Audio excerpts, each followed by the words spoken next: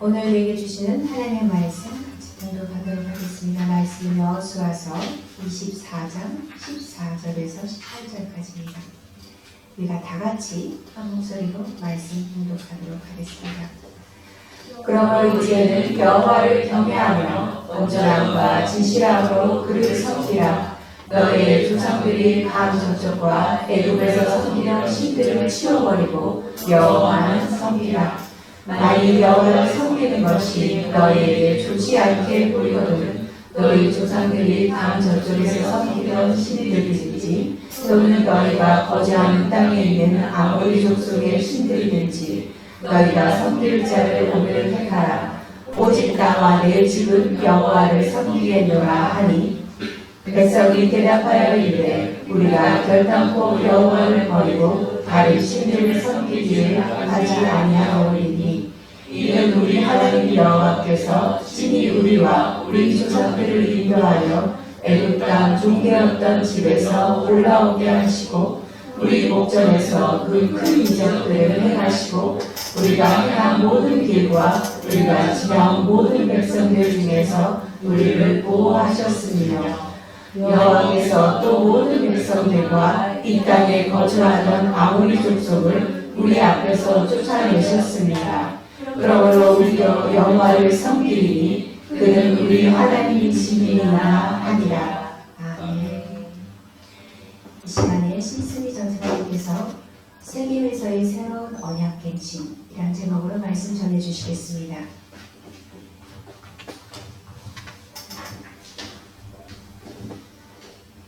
오늘은 여호수아의 두 번째 고별사 시간입니다.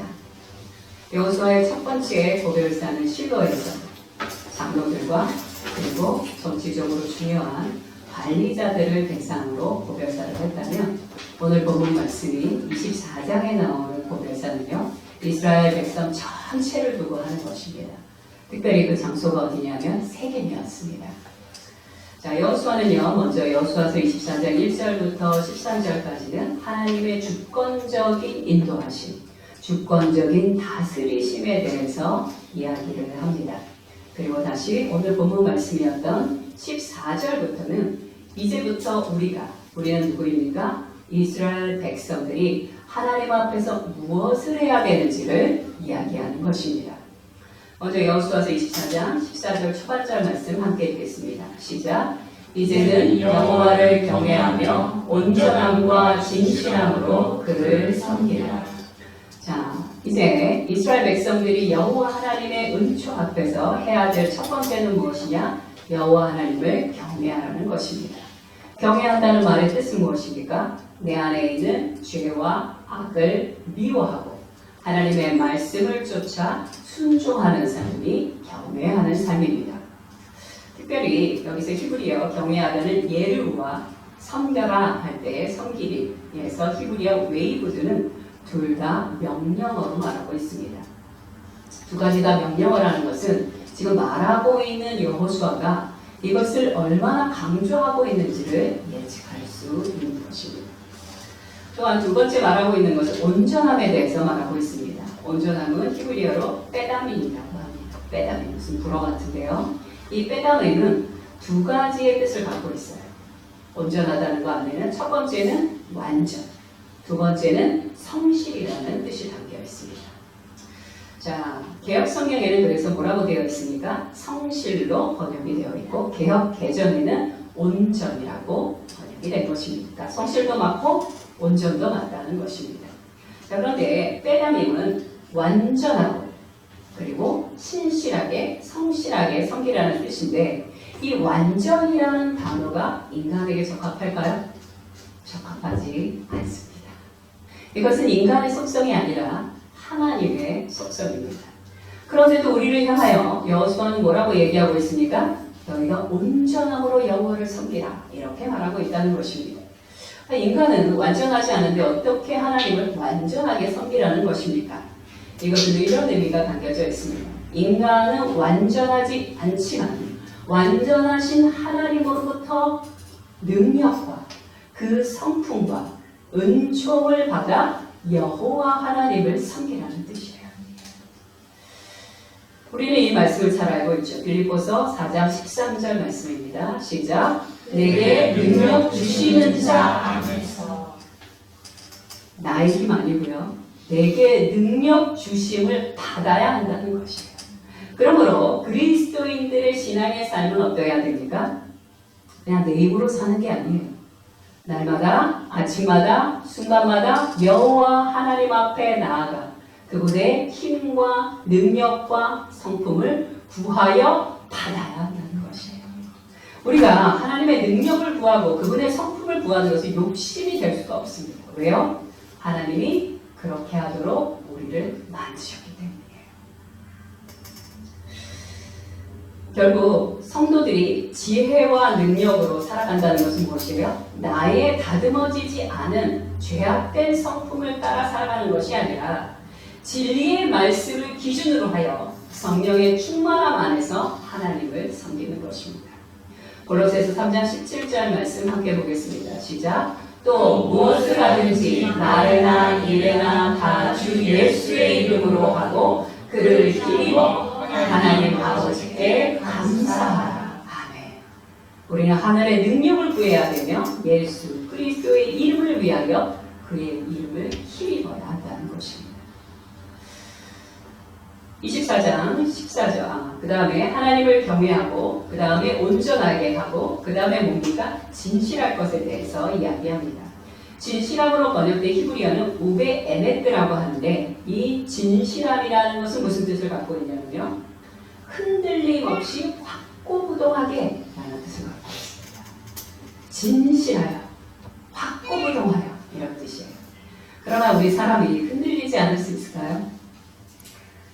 저도 엄청 흔들립니다. 그런데 왜 이렇게 말씀하실까요? 왜 너희는 진실하여 흔들리지 말라고 얘기할까요? 확고부동하라고 얘기하실까요? 내가 흔들릴 수 있지만 그러나 하나님의 말씀 안에서 결정하라는 것입니다. 흔들리다가 우리는 선택을 하게 되죠. 결정을 하게 되죠. 그리고 그 이후에는 확고부동하게 진실함으로 나아가는 것입니다. 이렇게 균형을 잡아가려고 애쓰는 것은 반드시 필요합니다. 왜 필요합니까? 야고보서 1장 6절부터 7절까지의 말씀을 함께 보겠습니다. 시작. 오직 믿음으로 구하고 조금 더 의심하지 말라. 의심하는 자는 마치 바람에 밀려 요동하는 바닷물결 같으니 이런 사람은 무엇이든지 주께 얻기를 생각하지 말라. 내가 기도를 하는데 처음에 흔들릴 수 있습니다. 그러나 기도를 하면 할수록 하나님의 뜻이 명확하게 됩니까? 그러면 그때부터는 내 마음의 뜻을 정하여 한 길로 나아가라는 것이에요. 불확실할 수 있어요. 답답할 수 있어요. 보이지 않아서 불안할 수 있습니다. 그럼에도 불구하고 믿음으로 나아가는 것이 우리의 신앙생활입니다. 자, 그 다음에 여호수아서 24장 14절 후반절 말씀을 함께 보겠습니다. 시작. 너희의 조상들이 강 저쪽과 애굽에서 섬기던 신들을 치워버리고 여호와만 섬기라. 당시 이스라엘의 7지파나 되는 지파들이 그들의 땅 가운데 있는 이방인들, 가나안 족속들을 내어쫓지 않았다고 말씀드렸습니다. 그리고 그것은 곧 무엇을 의미하느냐? 그 땅에 우상이 여전히 존재한다는 것을 말하고 있는 것입니다. 자, 지금 여호수아가 이 고별사를 할 때는요, 이미 정착하여서 그 땅에 살고 있을 때, 그러다 보니까 가나안의 우상을 섬기는 이들과 함께 있다 보니까요, 이스라엘 백성들도 하나 둘씩 우상을 섬기게 되고 있었던 거예요. 특히 가장 많이 섬기려고 했던 신이 어떤 우상이었냐? 바알신이었습니다. 가나안 땅에 정착하게 된 이스라엘 백성들이 유독 바알신에게 매료될 수밖에 없었던 데는 이유가 있었습니다.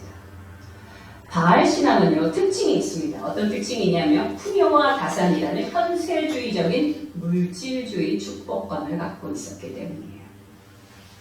가나안 땅에 정착을 하게 되면 그들이 이스라엘 백성들이 하게 될 일이 무엇이었을까요?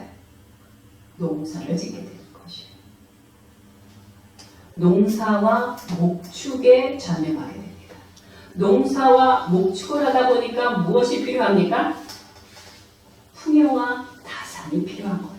일할 수 있는 많은 가족이 필요했습니다. 그리고 곡식을 거둘 때 풍요로운, 풍족한 것이 그들에게 절실해졌다는 것입니다. 자, 바알신앙이라는 것은 무엇이냐? 태양과 비를 상징하는 남자신과 그리고 땅, 토지를 상징하는 여자신의 결합을 이야기하는 단순한 스토리로 되어져 있습니다. 그러다 보니까 바알 신전이 있는 곳에 어디에나 창기들이 많았다고 합니다. 오늘날 풍요와 다산은 무엇으로 상징되고 있습니까? 돈과 성의 결합으로 나타나고 있는 중입니다. 시대의 흐름을 가장 먼저 보여주는 것이 무엇일까요? 광고입니다. 여러분, 광고를 보면 시대의 흐름을 볼 수가 있어요. 지금 유행하고 있는 것이 무엇인지 금방 간파할 수 있습니다. 우리의 광고를 보면 무엇이 나타납니까? 풍요, 편리함, 성적인 것이 다 연결되어져 있는 것을 볼 수 있습니다. 또한 두 번째, 바알신앙의 특징이 있습니다. 그것은 무엇이냐면요, 쾌락을 극대화하고 고통을 최소화하려는 모습이에요. 이런 흐름이 오늘날 안타깝게도 교회 안에도 나타나고 있다는 것입니다. 침투되고 있어요. 그래서 교회 안에 점점 더 고통에 대해서 말하자고 하지 않습니다. 아픔에 대해서 말하려고 하지 않고요. 죄에 대해서도 말하려 하지 않습니다. 다만 무엇에 대해서 강조합니까?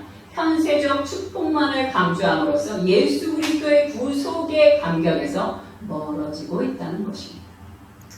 성도들에게 있어서 진정한 축복은 무엇입니까? 죄사함의 축복입니다.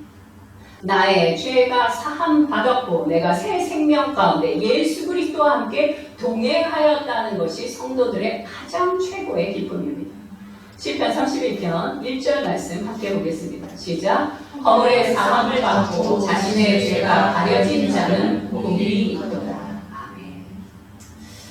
교회에서 죄를 회개하지 않았음에도 불구하고 축복에 대해서 약속받으셨다면 우리의 귀와 마음은 즐거울지 몰라도 우리의 영혼은 죽어가는 중입니다. 그리스도인의 삶의 목적은 무엇입니까? 먼저 그의 나라와 그의 의를 구하는 것입니다. 그 다음에 나타나는 부수적인 열매가 이 모든 것이 이루어지리라 입니다. 모든 것이 이루어진 다음에 하나님을 섬기는 게 아니에요. 그리스도인의 삶의 목표는 뭐라고요? 그의 나라와 그의 의를 위하여 사는 것입니다. 예수님은 말씀하십니다. 마태복음 6장 33절 말씀입니다. 시작. 그런즉 너희는 먼저 그의 나라와 그의 의를 구하라. 그리하면 이 모든 것을 너희에게 더하시리라. 아멘. 순서가 바뀌면 안 됩니다. 우선순위가 바뀌어서는 절대 안 됩니다. 우리는 부유하게 살 수도 있고 가난하게 살 수도 있지만 상관없이, 그것과 상관없이 우선순위가 바뀌어서는 안 된다는 것입니다. 요한 3서 1장 2절은 우리 신앙의 올바른 순서가 무엇인지를 이야기해 주십니다. 함께 읽겠습니다. 시작. 사랑하는 자여, 내 영혼이 잘됨 같이 내가 범사에 잘되고 강건하기를 내가 간구하노라. 아멘. 제일 먼저 해야 될 것이 무엇입니까? 하나님과의 관계가 친밀하고 그분과의 관계가 바른 영성 안에 세워져야 한다는 것이에요. 그 다음에 강구해야 될 것이 무엇입니까? 범사에 잘되고 강건하기를 강구하는 것입니다. 바알의 거짓말, 바알을 믿으면 풍요롭게 될 것이다, 많은 자손을 얻게 될 것이다 라고 하는 거짓말에 속아서 넘어가게 된 이스라엘의 말에 대해 여호수아는 믿지 않습니다. 그래서 여호수아는요, 한 번 더 우상 숭배의 재앙이 얼마나 무서운지에 대해 이야기를 합니다. 그것이 여호수아서 24장 20절의 말씀입니다. 함께 읽겠습니다. 시작. 만일 너희가 여호와를 버리고 이방 신들을 섬기며 너희에게 복을 내리신 후에라도 돌이켜 너희에게 재앙을 내리시고 너희를 멸하시리라 하니. 우상 숭배는요, 하나님의 축복을 진노로 바꿀 만큼 강력한 재앙이 됩니다. 신명기 7장 26절 말씀 함께 보도록 하겠습니다. 시작. 너는 가증한 것을 내 집에 들이지 말라. 너도 그와 같이 진멸당할 것이 될까 하노라. 너는 그것을 극히 꺼리며 심히 미워하라. 그것은 진멸당할 것이니라. 아멘. 하나님 앞에 엄청난 복을 받았는데 우상 숭배로 인하여 그의 삶이 망가진 사람을 한번 택하라고 한다면 저는 솔로몬을 택하고 싶습니다. 솔로몬이 처음 왕이 되었을 때는 어땠습니까? 하나님을 경외함으로 말미암아 그는 하나님께 성전을 건축하여 공헌 드렸어요. 엄청난 일이에요. 말 한마디로 끝날 일이 아닙니다. 엄청난 재정과 엄청난 인력을 통해서 아름다운 성전을 건축하고 공헌했어요. 그뿐만이 아닙니다. 솔로몬 하면 딱 생각나는 게 무엇입니까? 1000번째. 그는 하나님을 경외함으로 1000번째를 드렸어요. 하나님이 그것에 대하여 감격하시고 그에게 복을 내리십니다. 어떤 복을 내리셨을까요? 전무후무한 지혜를 주셨습니다. 지금도 솔로몬의 지혜를 따라갈 자는 없을 것이에요. 전무후무한 지혜를 주셨고요. 두 번째는 무엇을 주셨습니까?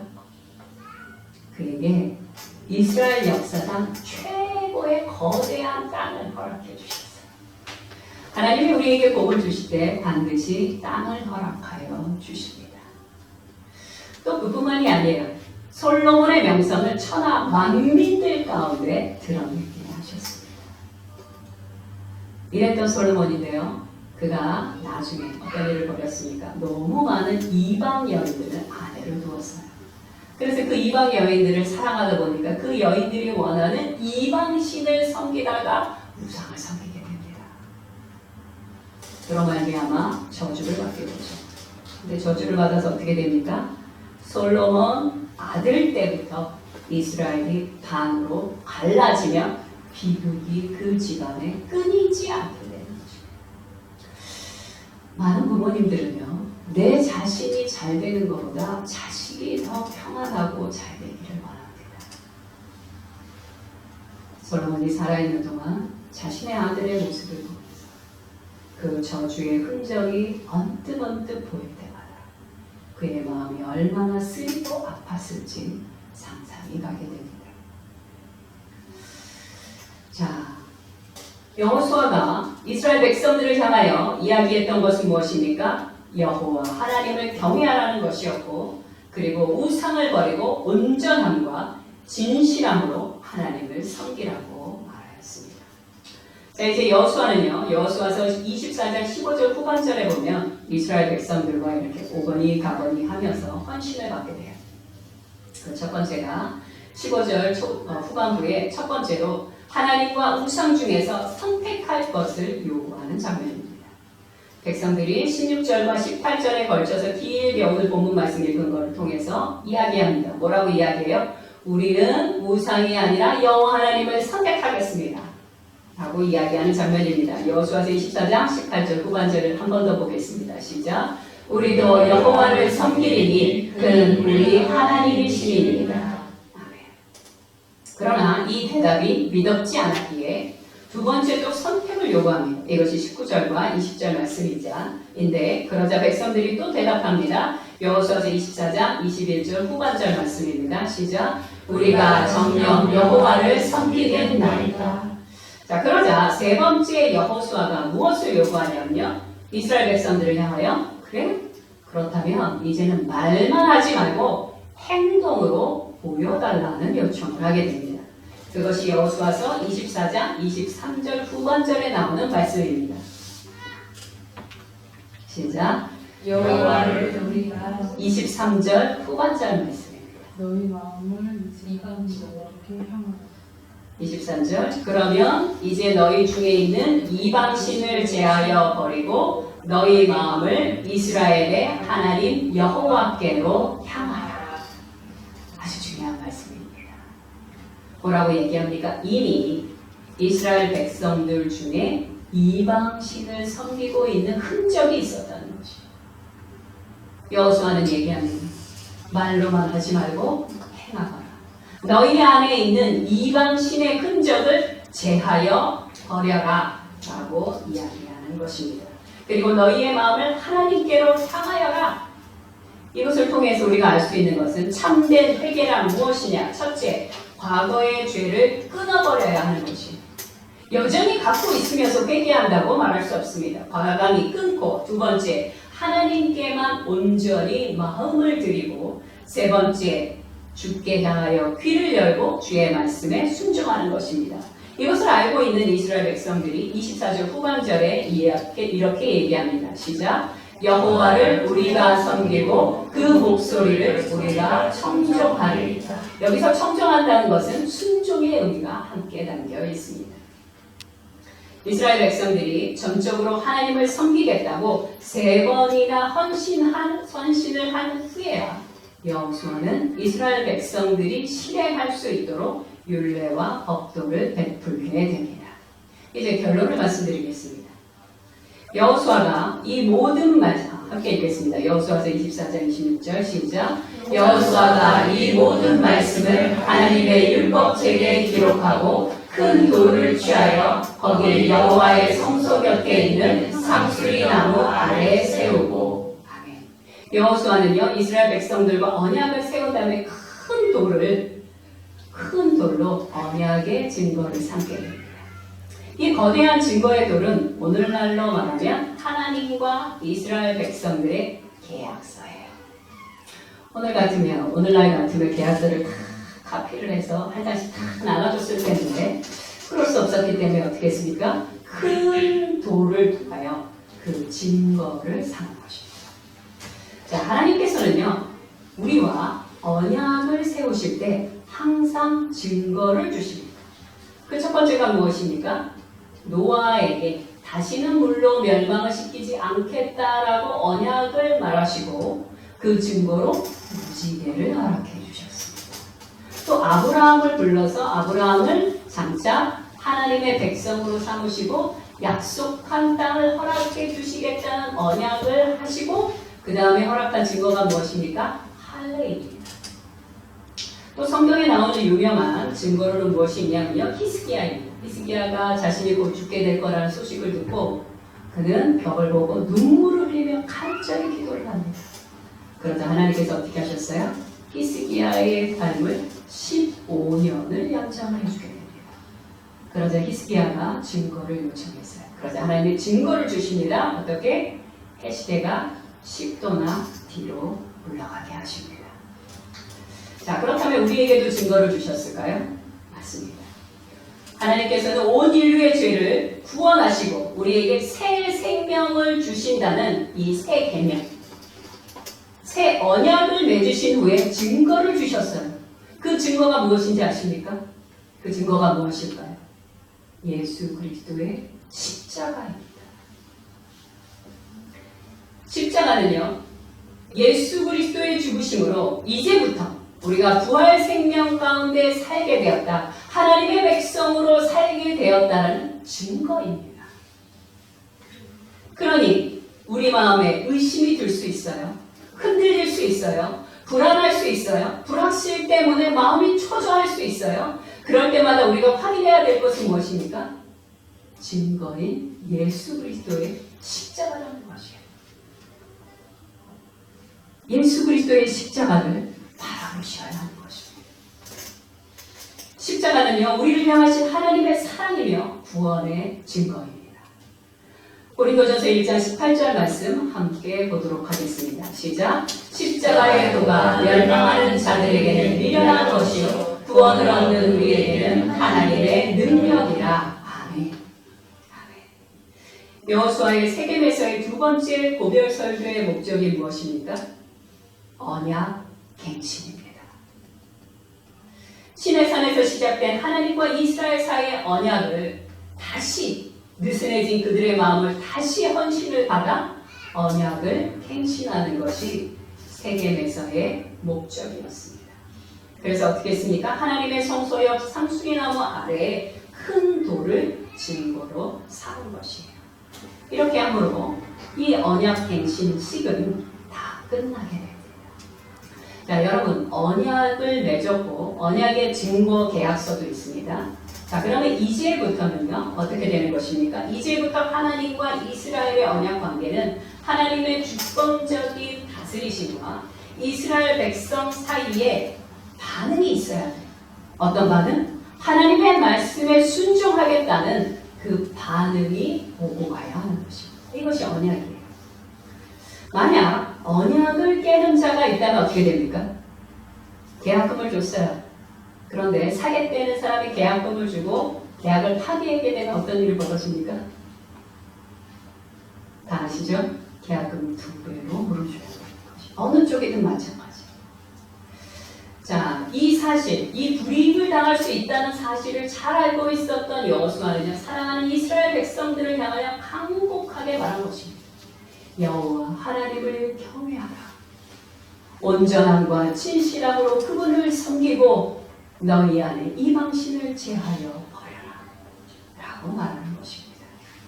여호수아서 24장 29절 말씀 함께 보도록 하겠습니다. 시작. 이 일 후에 여호와의 종 눈의 아들 여호수아가 110세에 죽으매. 충성스럽고 신실했던 여호수아가 110세에 딥낫 세라에 장사되었습니다. 존 비사그노라라는 사람이 있었습니다. 이분은요 20세 때 자신을 포함하여 24명의 동료들과 함께 앞으로 평생 하나님 앞에서 헌신하며 살기로 결정을 합니다. 그래서 그냥 그렇게 헌신하고 끝낸 것이 아니라 어떻게 했냐면요. 그들은 헌신 결단서라는 것을 작성했습니다. 그리고 나서 딱 30년이 지난 다음에 이 나머지 24명의 사람들을 모두 수소문해봤어요. 그랬더니 그들 중에 그 결단서를 지킨 사람이 단 3명밖에 없었다. 단 3명만이 충성된 그리스도인의 자리를 지키고 있었단 말이에요. 저도 개인적으로 중고등학교 때 교회를 다닐 때 정말 헌신적이었어요. 저는 뭐 거기에 비교도 되지 않을 만큼 저희 선배들, 동료들 정말 하나님을 뜨겁게 사랑했습니다. 그리고 나서 제가 캐나다를 갔다가 다시 한국으로 돌아왔을 때 한 세월이 25년쯤 지날 때였죠. 그때쯤 그분들을 한번 만날 기회가 있었습니다. 그분들 중에서 저처럼 신앙을 갖고 아직도 살고 있는 사람이요 딱 2명밖에 없었습니다. 선배분 중에서 한 분, 저의 친구 중에서 1명, 저를 포함해서 딱 3명이었습니다. 충성스러움과 신실함은 아무나 가질 수 있는 것이 아닙니다. 그래서 더욱 여호수아의 삶이 부러운 것입니다. 저를 포함하여서 우리 열방교회 성도님들 20년 뒤에도 30년 뒤에도 변함없이 충성스럽고 신실한 그리스도인의 자리를 지키시기를 간절히 소망합니다. 함께 기도하겠습니다.